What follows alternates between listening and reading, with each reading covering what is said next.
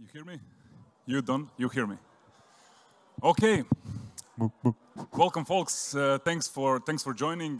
We have next 30 minutes one wonderful discussion with my two guests here. So, like Mike mentioned, yesterday and today we had great discussions about all these ecosystem perspectives, right? Founders, VCs, great success and failure stories, everything, but we still didn't discuss really important aspect, and that's talent, right? Obviously, this perspective and talent pooling and talent incubators isn't only interesting for startups, it's all interesting for pretty much entire IT industry, myself included here. So, without further ado, you must say without further ado, you know, that's a common thing, right? Let me introduce you to my great two speakers today. First of all, we have Vedran Bilas here. I don't know, how many of you heard about FAIR? Only, I expected like 100%. So, let's say a few weeks back, I was reading from Nicholas Brian. He's first man of European startup network. And he mentioned that FAIR and FOI, to be fair, is the best talent incubator in Balkans. So I know that here are some representatives from other universities, so don't shoot the messenger, but you know, this is a huge thing. Here we have Vedran Bilas, who is new dean of FAIR. You know, first of all, give warm welcome to Vedran.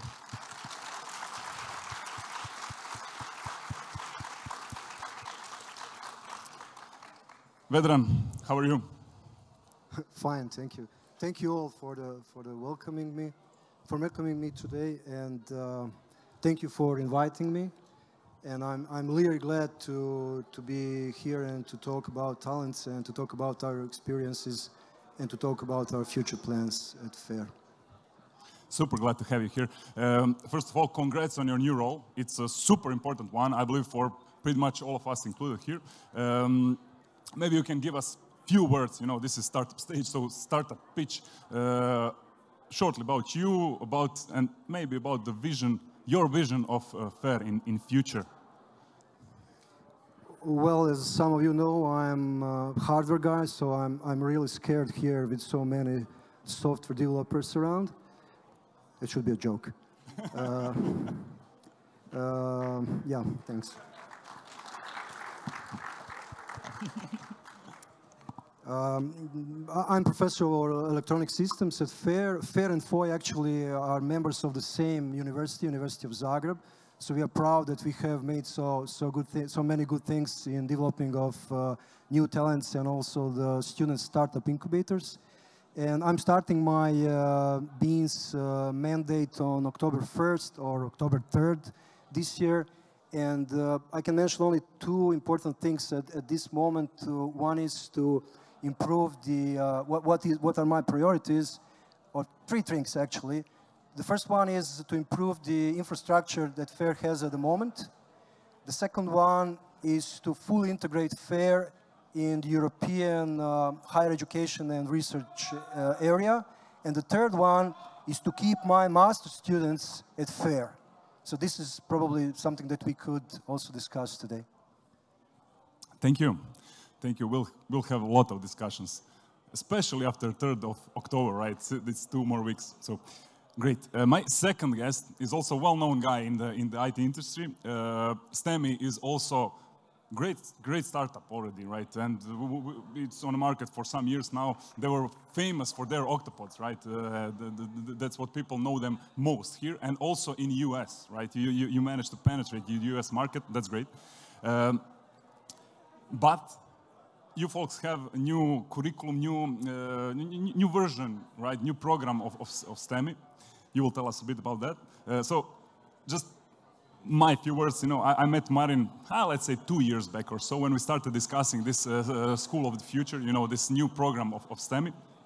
And we were talking, we had a meeting at, I don't know, 2 p.m. We were talking about some AI chatbots, and we agreed our way forward, and at, let's say, 8 p.m., Marin is sending an email, okay, I sorted this out, here you can see my landing page, here's the MVP, you know, how we will sort it out. And I was like, okay, this guy will succeed no matter what, right, you know. So please give a warm welcome to Marin. Thank you.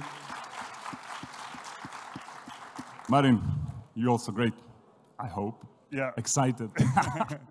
Well, yeah, so what STEMI is doing, we are basically want to build a bridge between tech industry and schools. We want to transform schools in schools of the future because we think that kids in schools are learning a lot about the past, but they don't have a connection with cutting-edge technologies that are needed in the industry. I believe that we need to change education from the ground up, and that's what we are trying to do by changing the way teachers teach in the classroom, essentially. So our job is to partner with tech companies, ask companies, what do you guys, what skills kids need, what technologies, and then we bring those technology to the school level so kids can start doing project-based learning in the classroom, building robots, building AI chatbots, and so on. In a nutshell, we want to build Netflix for education. We call it operating system for future of education. The ecosystem that will connect schools, universities, and the tech industry without too much involvement of the government bodies, etc. So yeah, that's in the nutshell. And right now, School of the Future, we are working with 130 schools. We want to double that number. We are working with schools in United States mostly, and few countries in Europe, and yeah, big plans. Cool, cool. And you have a new release. Oh, as we speak, is happening, right? Last week you had testings in US, right? Last year you had pilot project here in Croatia, and now you're addressing US. Yeah, right? so we roll out this School of the Future in Croatia. We are already with our robotics program in 20 states in the United States. So actually our hexapod robot was built on FAIR, the prototype. So if there was no FAIR, probably there would be no our company in some sense. And I'm really proud that kids in the United States are learning robotics on the product built in Croatia, which is not that easy. There was a lot of blood, sweat, and tears. And the project called The Future, which we piloted with Infobip in Croatia, we are now piloting in the United States because we want to start connecting teachers from United States with teachers in Croatia, students to start collaborating with each other, and we want to create a global classroom. Thanks, Marin. So now when you met my guest here, and when I have your full attention, I must say, where is Nikola? You know, he will probably kick my ass if I don't mention my new sneakers. You know, I got them from Mireo, which is also partner of our startup tribe. So, you know, look how cool these are, you know. So, my first question for you folks. Definitely, after these two unicorns not happening, but you know, earning our place here in Croatia, in the region, there's a lot of startup happening around, right? That's one perspective, but also, you know, entire employer market is crazy. You know, we all need so many and you know, so much high quality profiles. Do you folks also sense this pressure on your shoulders, or this is more on companies, and we like struggle however we can? Whether maybe you can start. Oh yes, we sense it very, very much. So the third thing that I mentioned as my priority is keeping master students at FAIR, because a lot of our students are now engaged by industry, since there's a huge demand for engineering specialists of various kinds. What we are trying to do is to keep the number of students and the quality of students that enroll at FAIR at the same numbers. So at the moment we have 650 students enrolling at the first year, and then they choose at the second year between computing and electrical engineering, and at the moment 80% of students choose computing, which pushes a lot of pressure on hardware industry in Croatia and the region. So this is something that we are trying to influence and to collaborate also with our industrial partner to give more opportunities for students in the electrical engineering area. And on the second hand, what we are really starting from a couple of years ago is to enroll as much as possible students on our English studies from bachelor level and also as master level. I must say that we're not so happy with the results at the moment, but we just started, let's say, doing that.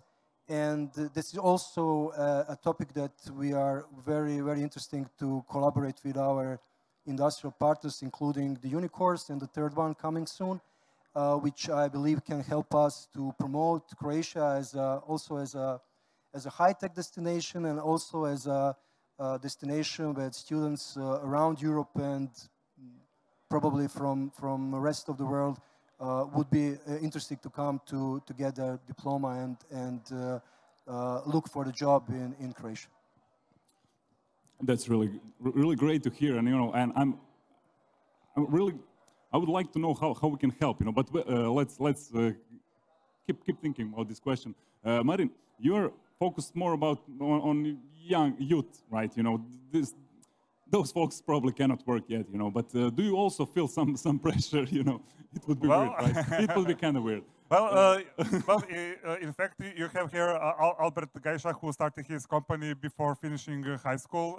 We were also mentoring a group of high school students that were doing really great things. So I think kids can do amazing stuff if we give them a chance. If we wanna have, if we wanna have really great athletes, they need to start from the youngest stage, right? Same here. If we wanna have really great scientists and engineers, we need to start from the youngest age, elementary school and high school. We need to create a bigger, let's say, talent pool, basically. When we talk about education, we always talk about learning outcomes, technical skills, and stuff like that, but we are missing some really, I think we see education in a completely wrong way. I believe we should be focused more developing passion on younger kids to see how working in tech is really, really great and create that think big mindset. So I want kids in schools to dream making companies huge like Infobip, like Rimac, and so on. And teachers need help to do it. So that's why it's very important to start from the youngest stage and give kids opportunity to show how really, really great things they can do. And that's why we started doing virtual tours around tech companies, around tech universities, so kids can see what working in tech it can really, really be great. And teachers already need help with that stuff.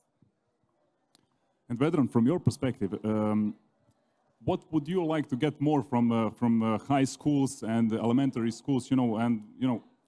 You're getting some sorts of talent, but do you feel some needs, to change in the profiles, maybe bigger numbers, whatever? You talked about pressure. I would like to see less pressure on elementary and high school kids so that they can really do the great stuff and get the best in the things they love, not to get all 8s or 5s to be able to enroll the high quality schools in the next step. This is something that we really have to work on. And the other stuff that we are have been doing for some years is that we are showing also the high school students what it means to study at FAIR and what would be needed if they would like to study with us and to finalize the studies in time. That's the way of thinking, the way of preparing, the way of working, project working, and so on. And I guess we are very successful in that. And we are keeping, as I said, the quality and the number of students which are interesting for our studies. But we have to look beyond that because it's not enough for Croatia. Thank you. Let's now briefly talk about collaboration of companies with universities, but also programs, for education. Vedran, I know that we have we at Infobip are starting collaboration with FAIR. Hopefully having the summer semester together with FAIR. So I know that other companies are also trying to help as much as possible. So what are your thoughts about this? How can we help you even more? Or you don't need this help, this is too much intrusive, No. We need to be in contact daily and to look for new ideas, but also to improve the things we are doing at the moment. Talking about education, we have joint courses, or we have guest lectures. We have organized internships for our students, summer schools, winter schools in collaboration with industry. And there are, I would say, traditional methods that work a lot. Very good. We have a lot of projects at the moment at our faculty. We have more than 250 projects at different stages. I'm talking about research and development or innovation projects.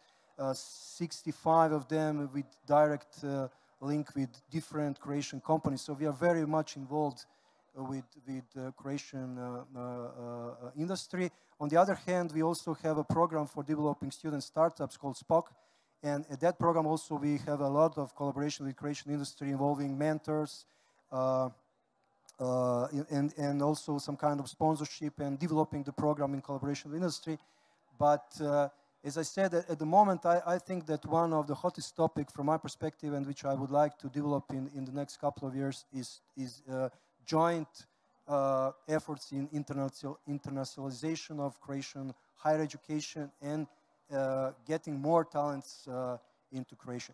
We have a lot of interests from different companies based in Croatia or having their subsidiaries in Croatia that would like to set up a kind of innovation labs within FAIR, because they believe that students working in that labs would be more interesting as a future talents for their companies. And what I said at the beginning, we need also to collaborate with industry in developing our infrastructure and elementary development of our buildings to be able to hold on such activities with industry. I must say that also we are also looking to strengthen the links with our alumni club and to get more there involved in strategic planning of the development of FAIR. Thanks, Vedran. Marin, what about your perspective and collaboration with companies? I know that you're obviously working together with Startup Tribe folks, and you also had the big fair, for kids. So you're really well connected, well networked with many companies in Croatia, at least what I know. How can companies help you even more? How can we help each other? Let's put it that way. Yeah, so basically the success of the companies are the people, right? And if we don't have enough people working in tech, then our industry will not be able to grow. And we all need to join forces and start solving problems. In my lectures, I usually try to illustrate the process of getting new knowledge into educational system.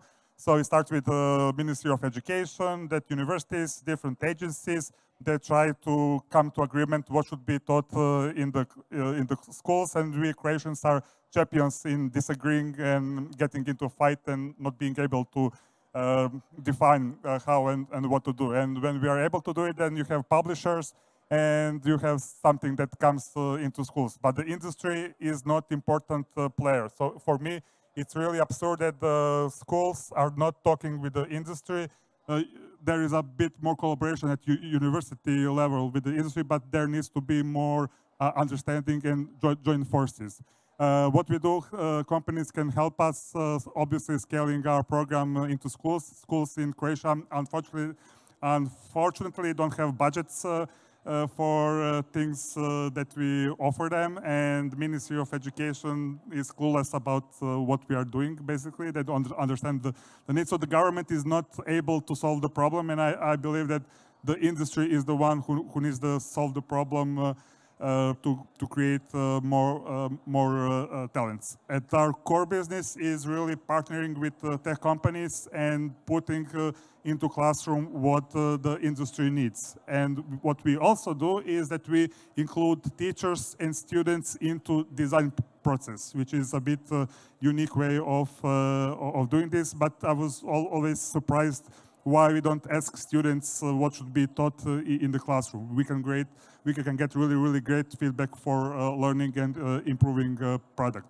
So I believe that the key is in collaboration. We all need to join forces. We'll be now building a program in game development, cybersecurity, and self-driving cars, because in Croatia we have really great companies, really great know-how is in the tech companies, and we are not using this, and we are not bringing this into educational system in efficient and scalable way.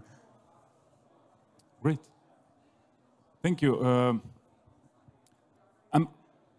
You mentioned pretty much a lot of aspects, you know, of not only like pure IT, you know, and that's what I want to talk a bit further, you know. We here are pretty much in our IT bubble, you know. We're so much into IT, and things here are pretty much great, you know. But let's talk a bit about outside of pure IT, you know. Startups here, you know, for example, you know, this is not maybe first thing that you think of when you wear sneakers about technology, maybe about the IT, you know. How can we from IT help the broader industry, you know, other aspects, both in perspective of education, but also, you know, with some other startups, you know, how we can help there? What are your thoughts? So a few things. One, what we are trying to do with schools is to explain kids that they should be learning technology to solve problems in their local communities. So what we piloted this year, we were connecting students from different schools, and they were building AI chatbots for NGOs. And so the core is that I believe that we need to create values in a society and teach kids that they need to care about the community, and they need to help each other and basically support each other. Second part is obviously what Infobip is doing a lot, is helping young companies succeed, and also companies and organizations that are outside of IT bubble. So there are probably a lot of NGOs that can use IT companies' products, or you can have volunteer programs where your people can help each other. As parents, you can come to a school, ask teachers, what can we do to help you out? So basically what we need more in society is asking each other, how can I help you, so you can do whatever you do better. Because you're right, we are living in a bubble. We are not aware how difficult it is for a lot of other people. And we are all the same community, and we need to be more supportive and helping each other, which Infobip is doing a lot already. And Vedran, the same similar question, you know, so FAIR is obviously, let's say, #1 college, you know, and everybody wants to go there, you know, money is there, you know, best talents are there. So from this mathematical, you know, perspective, right? Do you often feel like, you know, everybody's look at these elite folks, you know, but do you feel this pressure, you know, and how can we, again, how can you folks help, you know, to incorporate, to help other universities also, you know, to blossom, let's put it that way? It's a very good question. Although we are technical faculty, we understand very well that technology is not enough. So we are also teaching our students the other topics, so-called transversal, that could help them also to understand business, to do ethical business, to run projects, and also to get involved in the society. So we are here as engineers to build better society and to save our Mother Earth. So these are the important things for us, not only to develop new technical products. FAIR is very open. Literally, we are open, so you can get inside in 24 hours a day. And a lot of students from different faculties from all around Zagreb study at our premises. So this is a symbolic way that we are open to error. We have helped in the past to other faculties from Rijeka, Split, Dubrovnik, and Osijek to develop their curriculum and to develop their faculties. We are also interacting a lot with art academies of University of Zagreb. We have, at the moment, we have some joint studies related to development of computer games and design.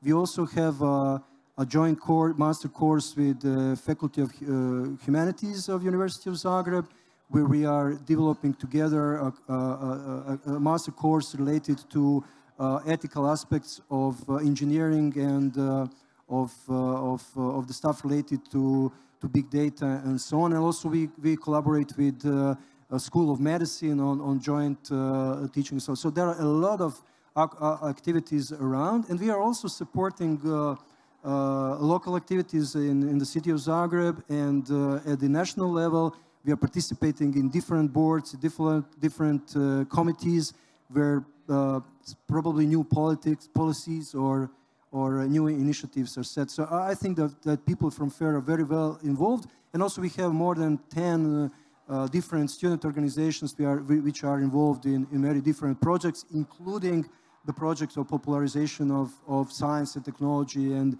developing new skills for elementary high school students. So I believe that we've done a lot, but we are also ready to do much more in the future. Great. Super excited to hear that there are so many of planned and already ongoing initiatives regarding this inclusion of outside the world into our bubble, right? So we have pretty much time for one more question. I have many more questions. Marin and Vedran will be around, so you can pick them for questions. But let's try one experiment. You know, I have from my menu. I have many questions, but let's pick 3. And you will vote what one question will be asked to my guests. That's fair? So I have one question about the, obviously, ladies in IT, you know, the trends, how we can affect that. Second question is about how them attract talents into their organizations. And third one, if they, what would be their, let's say, suggested readings for you, you know, maybe some podcasts, whatever, you know, some material.